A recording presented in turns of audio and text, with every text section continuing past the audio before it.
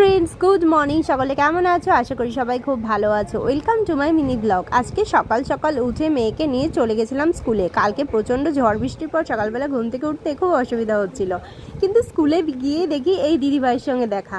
একে চিনতে পারছো না? প্রিয়স্মিতা দিগো, প্রিয়স্মিতা ব্লগ অ্যান্ড প্রিয়স্মিতা ব্লগে ইউটিউবের চ্যানেলও আছে। তো দিদির সাথে কথা হলো, দিদি অনেকটা হেল্প করলো আমাকে, আমার ভিডিও সম্বন্ধে আমি অনেক কিছু জানতে চাইলাম, আমাকে সাজেশন দিল যে এটা করলে ভালো হবে, এটা করলে ভালো হবে।